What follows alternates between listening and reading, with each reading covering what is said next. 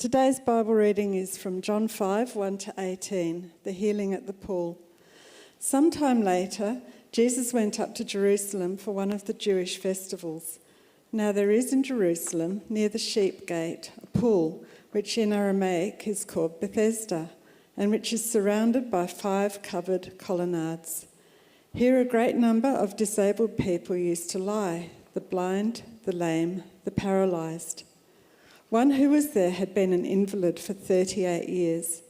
When Jesus saw him lying there and learned that he had been in this condition for a long time, he asked him, "Do you want to get well?" "Sir," the invalid replied, "I have no one to help me into the pool when the water is stirred. While I am trying to get in, someone else goes down ahead of me." Then Jesus said to him, "Get up, pick up your mat, and walk." At once the man was cured. He picked up his mat and he walked. The day on which this took place was a Sabbath, and so the Jewish leaders said to the man who had been healed, "It's the Sabbath. The law forbids you to carry your mat." But he replied, "The man who made me well said, 'Pick up your mat and walk.'" So they asked him, "Who is this fellow who told you to pick it up and walk?" The man who was healed had no idea who it was, for Jesus had slipped away into the crowd that was there. Later, Jesus found him at the temple and said to him, "See, you are well again. Stop sinning or something worse may happen to you." The man went away and told the Jewish leaders that it was Jesus who had made him well. So because Jesus was doing these things on the Sabbath, the Jewish leaders began to persecute him. In his defense, Jesus said to them, "My Father is always at work to this very day, and I too am working." For this reason, they tried all the more to kill him. Not only was he breaking the Sabbath, but he was even calling God his own Father, making himself equal with God.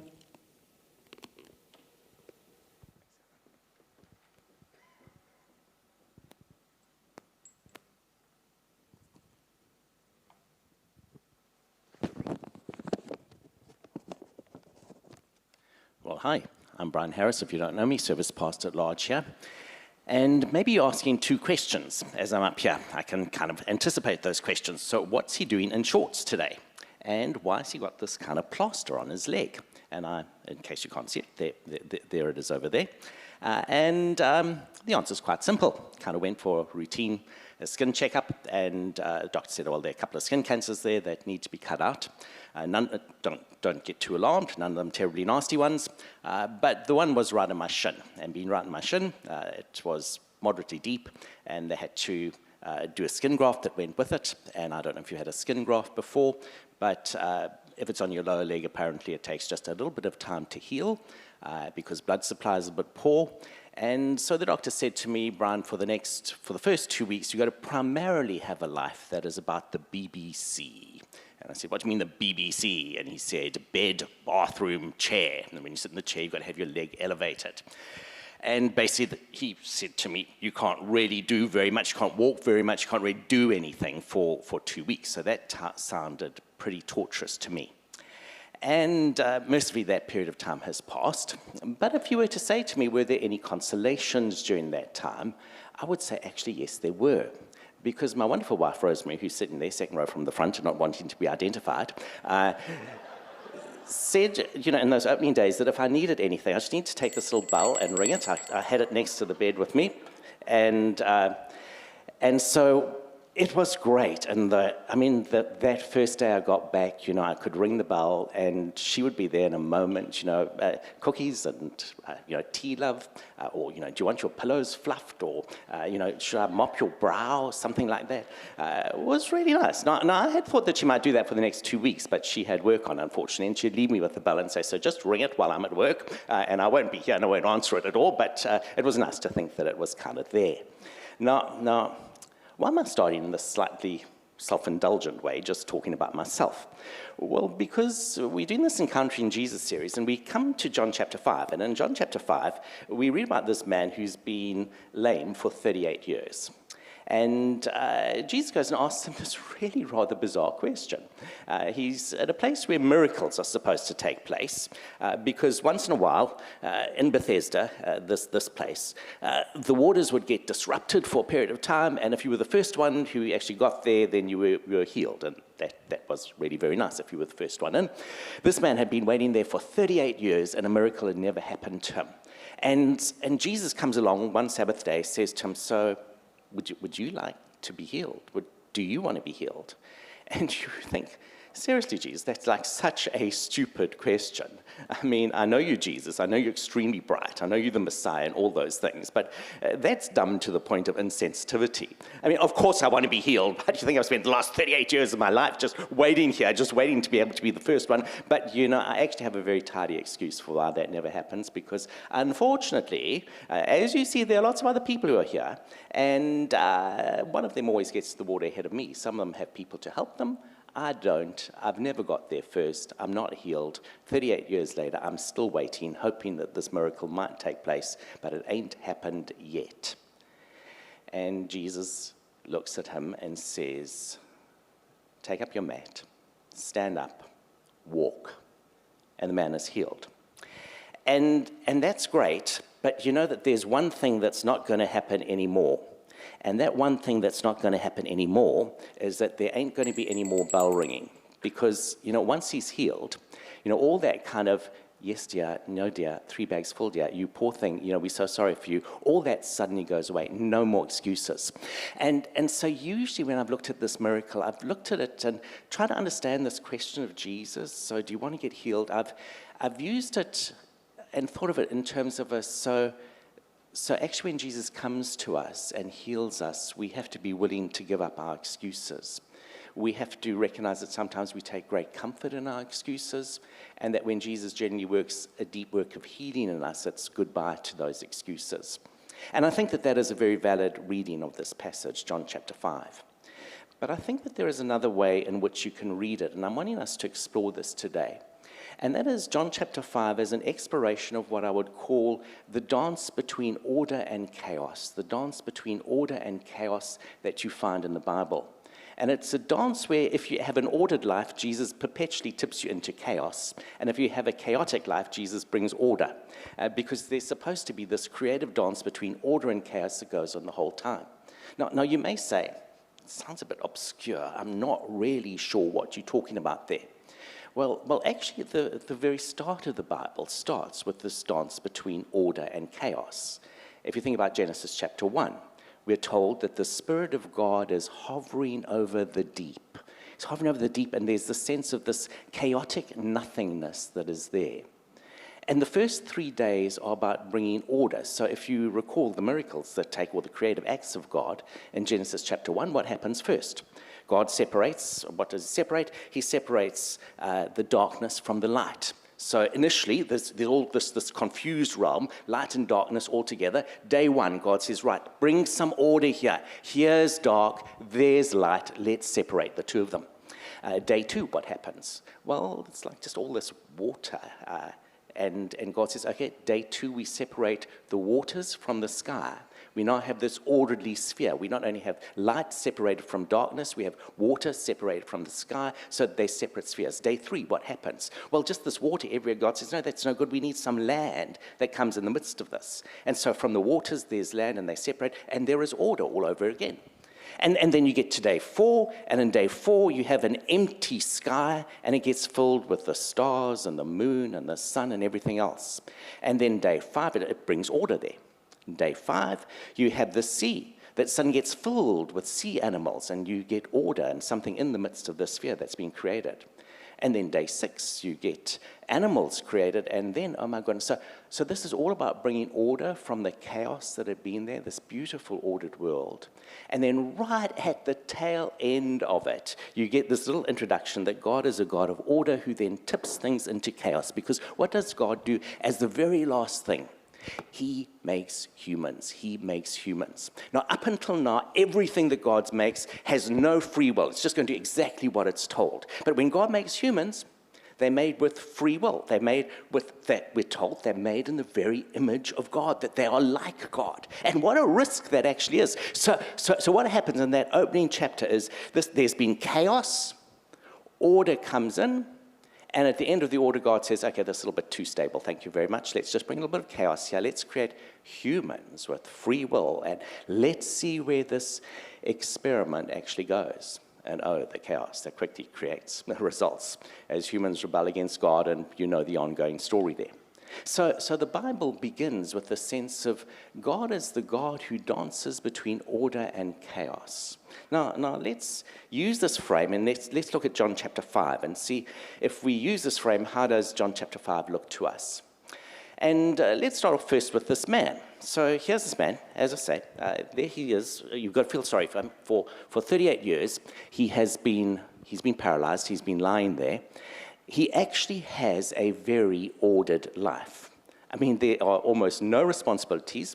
He has to lie there. Other people look after his food. Other people care for him. Other people make sure that everything's okay for him. It's extraordinarily dull, but then that's the whole point of the dance between order and chaos. I mean, a very ordered life is very ordered. It's nice, but it is a little bit dull after a while. And so he has this extraordinarily ordered life.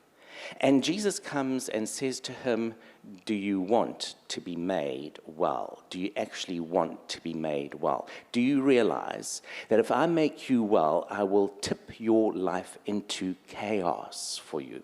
Because it's going to go in quite a different direction, and there are going to be things that are required from you that haven't been required for 38 years. They've not been required from you. Now, don't say 38 years too quickly. Don't say 38 years too quickly. Let's remember that in the ancient world, the dead average lifespan was somewhere between 32 to 34 years. So this man had actually been lame for longer than most people lived. Now, granted, those stats are a little bit dodgy because so many people died when they were young that it slanted it a little bit. Huge numbers died before they were 20, and then if you made it to 20, you quite likely made it through to 60. But overall, lifespan somewhere between 32 and 34. So at 38 years, this man had been lame for longer than most people were ever alive. He had been doing nothing for these years. We don't know whether he was born that way. We don't know whether maybe this happened during his teens. But what does life look like to suddenly have to assume responsibility after 38 years? Well, here's the thing. He picks up his mat and he walks. And immediately, I mean, it's like immediate, just notice this. He has done no work for 38 years. And in the first day he works, it just turns out that it happens to be a day on which work is illegal. And he's busted for it right away. Because did you notice? In terms of Jewish thinking, if you carry your mat, if you're carrying something, that's working. And this was a Sabbath day. And the Jewish Gestapo, the religious leaders, are there right away, and they say, and what do you think you're doing? This is a Sabbath day, and you're carrying your mat. You have no right to do that. You're in serious trouble, mate. You have just violated these laws, and our role is to enforce these laws. Well, thank you. Can't I just go back and be lame all over again and have people bring me food? I'm kind of being confronted straight away that actually it's not okay what I'm doing. I've got to answer for myself. And how does the man respond? He immediately becomes defensive. He says, well, actually, don't blame me. I'm terribly sorry. It was the man who healed me. He told me I had to do this. I didn't actually realize these were the rules. Blame him. And they say, who was the man? And remarkably, if you actually read the passage tells us that the man says, pass, I don't know. He actually hasn't even found out that it was Jesus at this stage. Didn't even know that. But as the story goes on, we're told that later Jesus comes back to this man. And what does Jesus say to this man? He comes back to him and he says, so I'm the one who healed you. Go and sin no more, that something worse does not befall you. In other words, mate, no one's making excuses for you anymore. You're now fully accountable for your life. If you keep on sinning, something really bad will happen. Don't blame everyone else for your activities like you even blamed me for healing you. Don't do that. Take a life of responsibility, honor God, live differently. You said you wanted to be made well, and you are. I know that it's a bit chaotic, and I know that that's the way it is. And what happens from there? The man goes away and rushes back to the religious leaders and says, it was Jesus, he was the one who did the miracle, so stop blaming me, stop kind of asking me while I was working on the Sabbath, tell him, it's a fascinating thing. There's a little bit of chaos that's come into his life. It's a very different life. I said, let's read the passage with a frame of order and chaos, and let's actually do that. Now quite often when we read Bible passages, we notice the key person to who something's happening to, and obviously this man is the key player in this passage. But if you really want to get something from Scripture, look at some of the other players that you might just notice, but then kind of kick to one side. Because as you look at this passage, it's really quite interesting that the religious leaders play quite a role as well. So let's kind of bring them into focus for a while, the Pharisees, the Sadducees, the religious leaders who were there. And let's look at them and their journey from order to chaos, Yeah. And you may say, no, I'm not quite sure what you're getting at, but just bear with me. For a moment, just pretend that I'm a religious leader, and I'm one of the religious leaders back there. And I'm wanting to explain to you, because I'm sure your question is this. You saw a miracle take place. You saw a man who had been lame for 38 years, able to walk, and the best you could come up with was to say, yeah, why are you carrying your mat on the Sabbath day? You're not a very nice person, thank you very much. I mean, don't you think that when you read that passage? Isn't that the way you approach it? So let me try and look at order and chaos, and let me try and say, whoa, you're not understanding some things here. Because you see, I'm actually a religious leader. And I know that you don't think I'm very nice, and I know that you kind of think that Jesus is wonderful and that what he did was lovely and all that. And I mean, miracles are very pleasant, thank you very much. But you've got to recognize that us religious leaders had some things far, far bigger at stake. I mean, come on, at the end of the day, this was just one man whose life was almost gone. But for us, we had this enormous ongoing struggle. And our struggle was this. We'd been conquered by Rome. And Rome had allowed an uneasy peace to come and to settle amongst us. But us Jewish religious leaders, please give us credit. We were the go-betweens, the mediators between Roman authorities and the people. And the reason we had peace was because we had this really orderly existence. We had this very clear law. We enforced it absolutely. The Romans knew what would happen. Nothing ever got broken. And provided life went like that, we actually had a very good time. So when you're all nasty about us religious leaders, just remember that ordinary people had us to thank that their lives, by and large, were fine, even though they were under Roman rule. Now, you're all like Jesus is wonderful, but kind of look at this from my perspective. Answer me a couple of questions. So, question number one. When does this miracle take place? When does this miracle take place? Did you notice? We're told there. Sometime later, Jesus went up to Jerusalem for one of the Jewish festivals. That mean anything to you? Come on, I'm a religious leader. You've got to see things from my perspective. One of the Jewish festivals. Do you know what happened during the Jewish festivals? I mean, there weren't that many of them, but when there was a Jewish festival, Jerusalem increased in population by 25 times its normal population size. There were people everywhere. It was just a buzz with people and with Romans and with like, something's going to happen here. So if you're going to perform a miracle, please, why choose that busy period where it's going to cause just so much comment? I said, when did this miracle take place? So it took place during a Jewish religious festival when there were people just everywhere here in Jerusalem. But number two, what day did it take place? Sabbath day. Thank you very much. I hope you realize how significant that comment is, because this miracle could quite easily have taken place on a wet Wednesday. Why does it have to take place on the Sabbath day?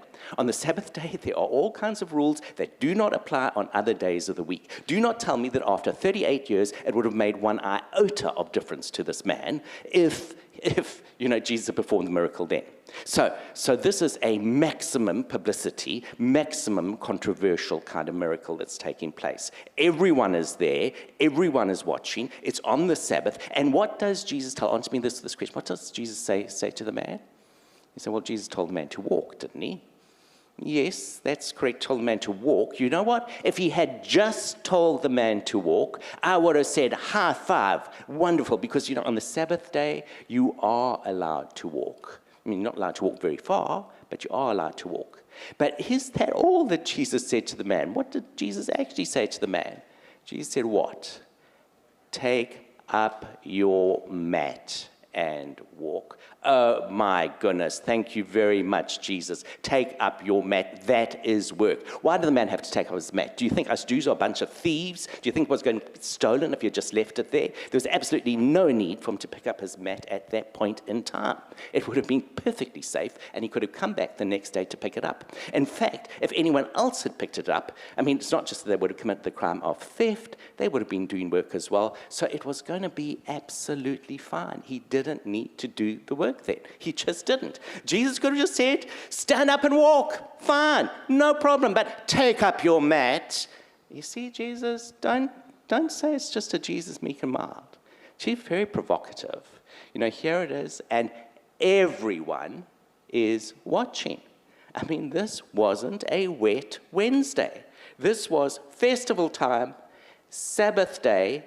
You Jews, you religious leaders, you bring order, we challenge the law that you bring. And the Romans are watching, and everyone knew that we had to do something. So what does Jesus do to us? Well, what Jesus does to us is he plunges us into the role of, you be the ugly person. You be the horrible religious leader who's got to rush in there. It's like, some of you, when your kids are naughty, do you sometimes as parents, got one bad cop, good cop, and one parent's always nice and kind and tidies up everything, but one of you's got to be this horrible disciplinarian. Well, thank you very much, Jesus. You made us be the bad cop. You made us be the people who everyone will think poorly of. Our lives get plunged into chaos by this because everyone looks at us and says, you didn't celebrate a miracle. And I just say that miracle could have taken place the next day and I wouldn't have argued. I would have been very celebratory. But there were political implications in what he was doing. He was basically saying the law doesn't matter, your Sabbath laws doesn't matter, and that put us at risk with the Romans, and no, I did not appreciate it one bit. For once, stop saying, wonderful Jesus, and say, oh, you poor religious leaders, because I really am a very nice person, and I really would have liked the miracle if it had just been done on a different day. Interesting. Do you think there's a case there?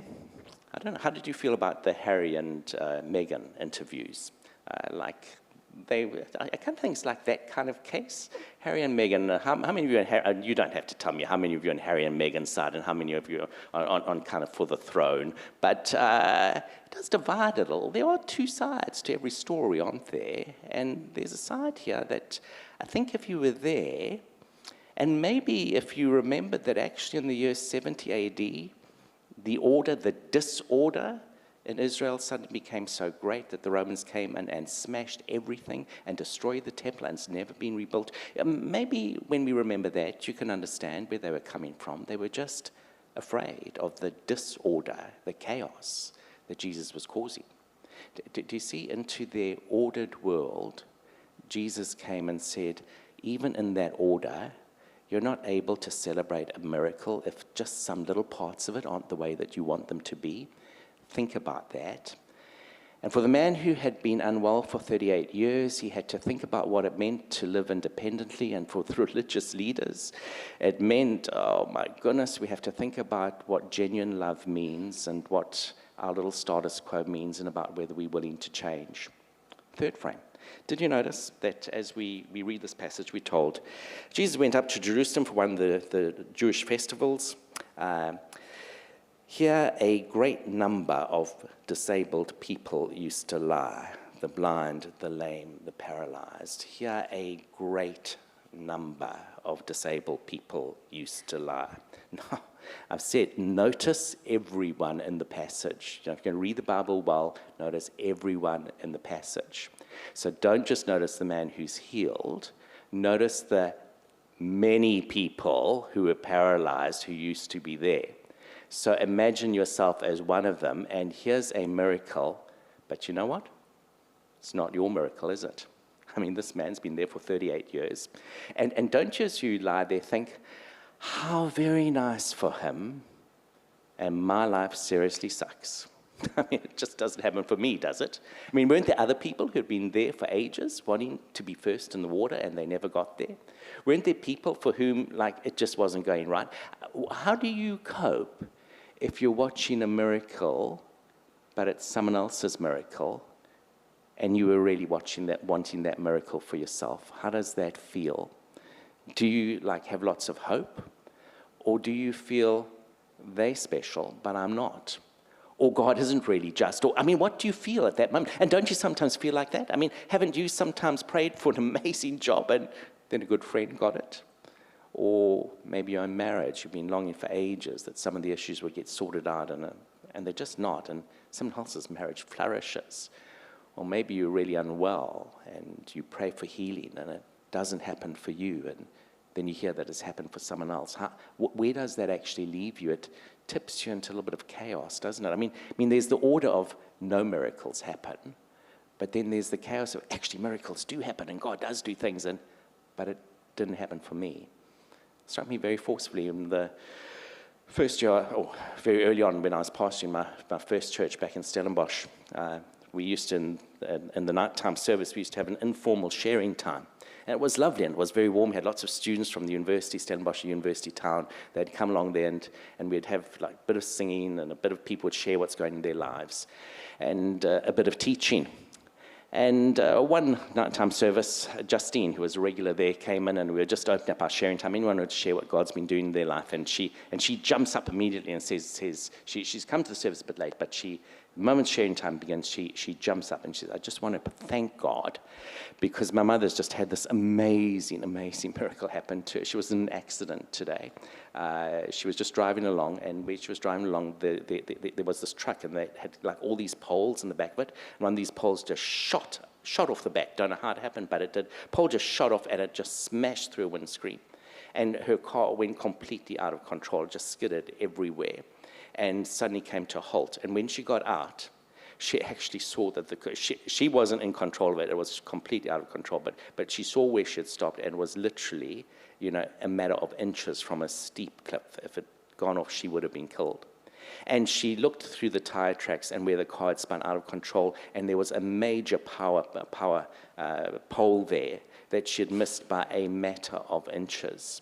And she realized that, though this accident had happened, God was so obviously in control every step of the way, and she was safe. And I just want to give thanks to this extraordinary God who saves his people and who saved my mother from this accident today, because she's actually absolutely fine other than a little bit shaken. Now, normally, if someone had shared that at one of our services, we would have been, high five, great, hallelujah, this is amazing, this is incredible, we're really so pleased. But there was just like this silence, really subdued silence that day, because earlier on I'd had to announce that and Justine hadn't heard this, she had come in late, but I'd had to announce that a very, very dearly loved member of our congregation had been killed in a car accident. Killed after going to visit her grandchild who had just been born that week, driving back, just randomly killed. And you could see in everyone's kind of faces, like, so God did that for Justine's mom, but didn't do it for Francine. Why? What happens when you're not the person that the miracle happens to? And you see, this passage starts that way. Jesus goes to a place where there are many people who are the blind, the lame, the paralyzed, and he chooses one, and he heals one. And all those who aren't there are plunged into this little bit of chaos of, why wasn't it me? Why wasn't it me? And I guess the answer is that Jesus does it to demonstrate that miracles happen, but some miracles are going to wait for the end of time. And some of us who know that we have to wait for the end of time for things to be sorted out, that can be quite hard to hold on to that. And it can be an invitation to go into, I must just trust. I can't, God might not do it now. Of course, God might do it. I might say, be patient, it will come another time. But for many of us, God is just saying, I'm tipping you into the realm where you have to wait for the end. Order and chaos. Chaos for the man for whom the miracle happened. Chaos for religious leaders. Chaos for the people who weren't healed. Chaos for Jesus. Chaos for Jesus. If you go through John's Gospel and you read the first 4 chapters, you find that Jesus' ministry had been going quite well. By and large, everything's going very smoothly. He's done some miracles. They've been greatly appreciated by everyone. It's a really, really nice scenario. But with this miracle, for the first time, the religious leaders come to Jesus and say, so why did you do that? You knew that it was the Sabbath. You knew it was a religious festival. You knew everyone was watching. You know that the Romans are watching. Why did you do that? And Jesus defends himself and says, my Father is always at work, and I must also work. And oh my goodness, the Pharisees say, your Father is always at work. Do you mean God is your Father? You are saying you are the Messiah, and we're told that from that day on, they start to think about how they will kill Jesus. From that day on, they start to think how they will kill Jesus because of this miracle. You see, Jesus brings chaos to the man who's healed, but it's a really constructive chaos. It's a chaos of growth. He brings real growth potentially for the religious leaders as they have to think again. He potentially brings real growth for those who aren't healed as they have to examine their motives and think more deeply. For himself, he brings the chaos of the cross, the death he dies on our behalf. It's an extraordinary story, isn't it? You start and you think it's just a little miracle, but you realize that it's the pattern of how God works in the world, that God always brings growth in our lives. And I wonder, for some of you, maybe at the moment, maybe some of you, your life is just a little too ordered. Are you ready to say, God, it's okay, I can handle a bit of chaos? Or maybe you've got a lot of chaos, and maybe God says, okay, I'll bring order into that chaos. But in this dance between order and chaos, God always tries to bring us closer to him, helps us to understand more of what his love for us means. And God is the one who always pays the highest price. The real chaos came for Jesus, and it went all the way to Calvary. And in your own life, whether it be order or chaos that God is wanting to tip you into this week, be open, embrace it, and accept what God brings for you, and be reassured of this, that the chaos for Jesus is much greater because his love is greater, and his love always works on our behalf. Let's pray together.